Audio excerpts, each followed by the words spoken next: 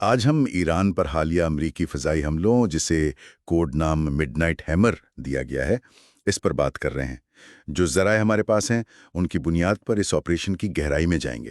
جی بالکل، کوشش کریں گے کہ سمجھیں یہ سب کیسے ہوا، کیا مقاصد تھے اور اب آگے کیا ہو سکتا ہے۔ تو شروع کرتے ہیں کہ یہ آپریشن ہوا کیسے۔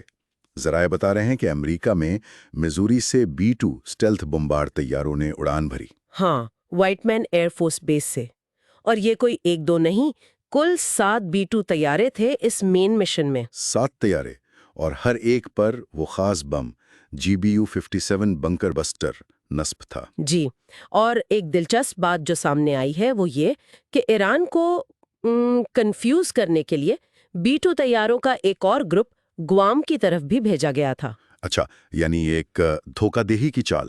بالکل، تاکہ ایران اندازہ نہ لگا سکے کہ اصل حملہ کہاں سے آ رہا ہے۔ اور یہ پرواز خود کتنی طویل تھی؟ بہت طویل، تقریباً 24 سے 30 گھنٹے کی نان سٹاپ فلائٹ تھی یہ۔ اس دوران کئی بار فضا میں ہی ایندھن بھرا گیا، جسے ایئر ریفیولنگ کہتے ہیں۔ ظاہر ہے اتنا لمبا سفر بغیر ایندھن کے تو ممکن نہیں۔ اور صرف بمبار ہی نہیں تھے، ان کی حفاظت کے لیے چوتھی اور 5ویں نسل کے لڑاکا طیارے، مطلب F-22s، F-35s قسم کے، اور نگرانی والے جہاز بھی ساتھ تھے۔ ایک پورا پیکج تھا یہ۔ ایک بہت بڑا اور مربوط آپریشن لگتا ہے۔ اچھا، تو اہداف کیا تھے؟ کن جگہوں کو نشانہ بنایا گیا؟ بنیادی طور پر جو ایران کی جوہری تنصیبات ہیں، خاص طور پر افزودگی والی۔ ذرائع بتا رہے ہیں کہ فورڈو اور نتانز، ان 2 مقامات پر سب سے زیادہ توجہ تھی۔ فورڈو اور نتانز، ان پر کتنے بم گرائے گئے؟ کل ملا کر 14 GBU-57 بنکر بسٹر بم، 6 فورڈو پر جو کہ پہاڑ کے اندر بہت گہرائی میں ہے، اور 8 نتانز پر۔ اور ان 2 کے علاوہ؟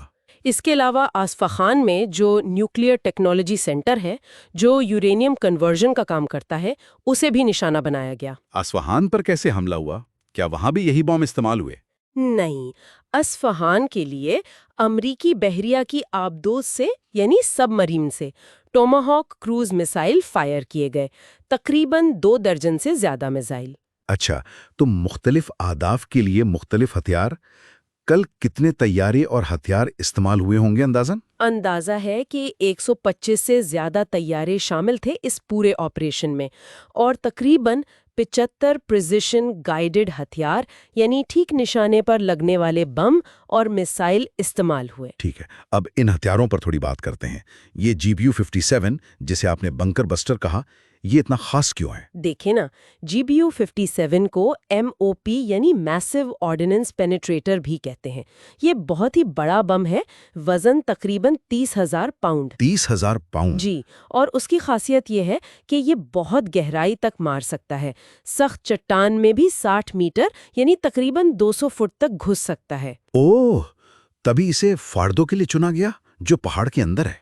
بالکل، فورڈو کو خاص طور پر حملوں سے بچانے کے لیے گہرائی میں بنایا گیا ہے، تو اسے تباہ کرنے کے لیے اسی قسم کے ہتھیار کی ضرورت تھی۔ اور اہم بات یہ کہ ذرائع کے مطابق یہ پہلی بار ہے کہ MOP کو کسی حقیقی جنگی صورتحال میں استعمال کیا گیا ہے۔ یہ واقعی اہم نقطہ ہے۔ اور B-2 اسٹیلتھ بمبار، ان کا کیا کردار تھا؟ B-2 کی سب سے بڑی خوبی اس کی اسٹیلتھ صلاحیت ہے، مطلب یہ دشمن کے ریڈار سے چھپ کر اس کی فضائی حدود میں بہت اندر تک جا سکتا ہے۔ تو ایران کے دفاعی نظام سے بچنے کے لیے یہ ضروری تھے؟ یقیناً، ایران کے پاس ایئر ڈیفنس سسٹم موجود ہے، تو B-2 کا کام تھا ان بھاری بنکر بسٹر بموں کو انڈیٹیکٹڈ طریقے سے ہدف تک پہنچانا۔ اور یہ بھی بتایا جا رہا ہے کہ 2001 کے بعد یہ B-2 طیاروں کی سب سے بڑی آپریشنل تعیناتی تھی۔ اور ٹوماہاک میزائل جو آبدوز سے فائر ہوئے؟ ٹوماہاک کروز میزائل ہیں، یہ زمین کے قریب نیچی پرواز کرتے ہیں اور بہت ٹھیک نشانے پر لگتے ہیں۔ آبدوز سے فائر کرنے کا فائدہ یہ ہے کہ لانچنگ پلیٹ فارم خفیہ رہتا ہے۔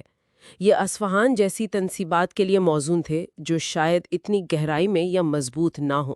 تو مجموعی طور پر دیکھیں تو اس حملے کی حکمت عملی کیا نظر آتی ہے؟ یہ ایک ملی جلی حکمت عملی تھی۔ ایک طرف وہ گوام والا دھوکہ، دوسری طرف اسٹیلتھ ٹیکنالوجی اور کم سے کم ریڈیو کمیونیکیشن استعمال کر کے سرپرائز دینا۔ یعنی ٹیکٹیکل سرپرائز۔ جی، اور کچھ ذرائع یہ بھی اشارہ کر رہے ہیں کہ شاید ماضی میں اسرائیل کی طرف سے جو حملے ہوئے ان سے ایران کا ایئر ڈیفنس پہلے ہی کچھ کمزور ہو چکا تھا۔ مقصد بالکل واضح تھا، فوردو، نتانز اور اصفہان میں ایران کی جوہری افزودگی اور کنورژن کی صلاحیت کو ختم کرنا یا شدید نقصان پہنچانا۔ حملوں کے فوراً بعد نقصان کا کیا اندازہ لگایا گیا؟ پینٹاگون کی طرف سے کچھ آیا؟ ہاں، پینٹاگون کی جو ابتدائی رپورٹس تھیں ان میں کہا گیا کہ تینوں جگہوں پر انتہائی شدید نقصان ہوا ہے۔ سیٹلائٹ سے جو تصاویر ملی ہیں ان میں بھی مبینہ طور پر فوردو کے اوپر بڑے گڑھے نظر آ رہے ہیں۔ لیکن کیا یہ گڑھے کافی ہیں؟ مطلب اصل کام تو نیچے ہو رہا ہوگا نا؟ بالکل، یہی اصل سوال ہے۔ یہ گڑھے تو سطح پر ہے، کیا دھماکوں کا اثر اتنی گہرائی تک پہنچا جہاں اصل سینٹریفیوجز وغیرہ نصب ہیں؟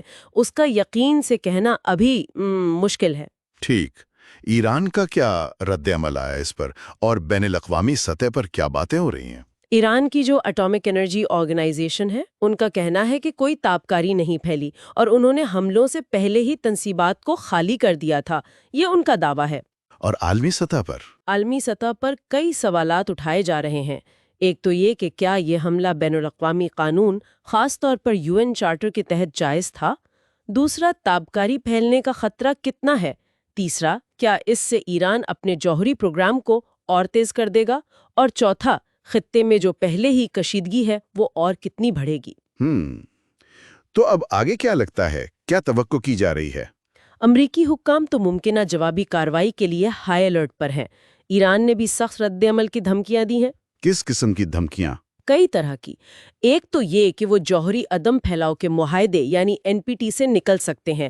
دوسرا، فوری فوجی جوابی کارروائی کر سکتے ہیں، یا پھر آبنائے ہرموز جیسے اہم راستے جہاں سے دنیا کا بہت سا تیل گزرتا ہے وہاں تیل کی ترسیل میں خلل ڈال سکتے ہیں۔ یہ تو بہت سنگین امکانات ہیں، اور نقصان کی حتمی تصدیق کب تک ہو پائے گی؟ اس میں وقت لگے گا۔ جو تفصیلی جائزہ ہوتا ہے جسے بیٹل ڈیمیج اسیسمنٹ یا BDA کہتے ہیں وہ کیا جا رہا ہے، لیکن آزاد ذرائع سے تصدیق، خاص طور پر فردوت جیسی جگہ کے اندرونی حصوں کی تباہی کی، اس میں کافی وقت لگ سکتا ہے۔ اب یہ کہنا قابل از وقت ہوگا کہ یہ حملہ ایران کی جوہری صلاحیت کو کتنا پیچھے دھکیلنے میں کامیاب ہوا ہے۔ بالکل، اور یہی بات ہمیں اس بنیادی سوال پر لا کھڑا کرتی ہے کہ ان حملوں کے طویل مدتی اسٹریٹجک نتائج کیا ہوں گے، خاص طور پر جوہری پھیلاؤ کی روک تھام کی کوششوں اور مشرق وسطیٰ کے پہلے سے ہی نازک علاقائی استحکام کے لیے۔ اس پر غور کر